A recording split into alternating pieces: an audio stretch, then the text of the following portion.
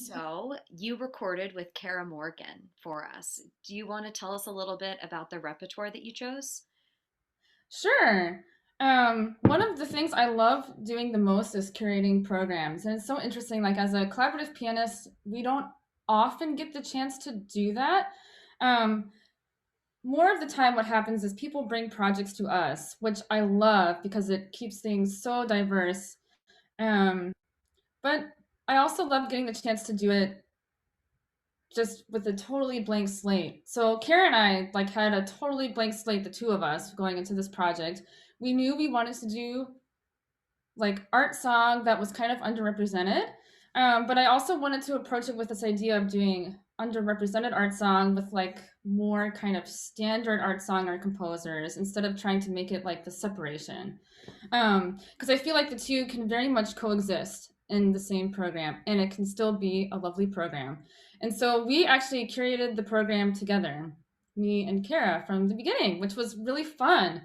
There's so much music out there that is, I mean, we all have access to it. We use like Art Song Central or Art Song Database. It's all out there, and people have, categorized it for us. They have already done this work, and there is still this pull.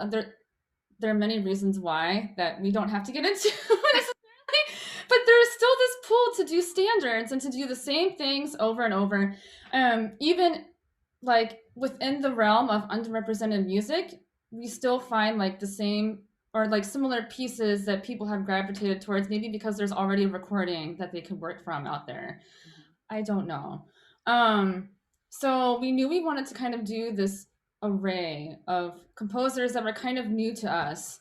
And actually, like, this wasn't necessarily in my mind when we picked the composers, but they all kind of overlapped in dates, which is fascinating to me because the styles are so different. Like, if you listen to the program with that in mind, it's like you almost can't believe it. Like Massenet kind of overlaps with Florence Price, which is crazy to me. um, so that wasn't necessarily like in my mind, like with for the theme of the program. It was something that I kind of found out after. But I'm really glad that happened because you can see all the different styles. I mean, Rebecca Clark is someone who has done, I think, more in the instrumental realm. I've played her, I don't know, viola. She has a lot of viola music, viola and piano music. And her songs, I think I maybe have worked on one or two. And she has this huge output. And Florence Price has this huge output of songs. Um, and I think she's one of the Black composers that is now being done a little more. I know Loft Recital has programmed her music and not just her songs. There's so much of it.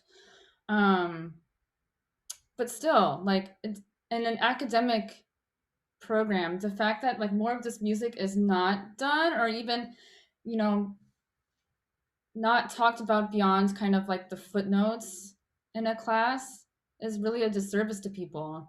I mean, people should also, I think, explore more on their own, but that could be encouraged more in academia, I think. Yeah, I studied art song 4 semesters between undergrad and graduate, and we never talked about Florence Price or Rebecca Clark. Like, Mm. no knowledge of them at all, which is really sad It's because the songs are stunning. I mean, people are going to hear them, they're incredible. they are gorgeous and they're not long. You do have to be careful like when you pick them, but I feel like more people should be doing this anyway on their own. Um I When you think say careful when you pick them, what do you mean by that? with someone like Florence Price, for instance, like a lot of her poetry comes from Langston Hughes, which is very rich in Black culture and the Black experience. And so I remember even at the very start of our journey, like Kara had wanted to do Song to the Dark Virgin, which is a popular one of Florence's. I see it. That is one of the ones I do see on YouTube a bit. Um, and then we read the text more deeply. And for those of you listening, you should just go and read the text yourself and come to your own conclusions. There's nothing in it that necessarily says, like, if you're white, you shouldn't sing this. So we had to come to that conclusion on our own. but there's so much music that is not necessarily about the Black experience, but it does require you to also kind of do some digging on who the poet is, which I think people should do. I don't know, people should pay more attention to poets. I've had a few professors in my life at the U of M who like specifically talk about poets. Adriana Zavala was one of them who really really cared about that.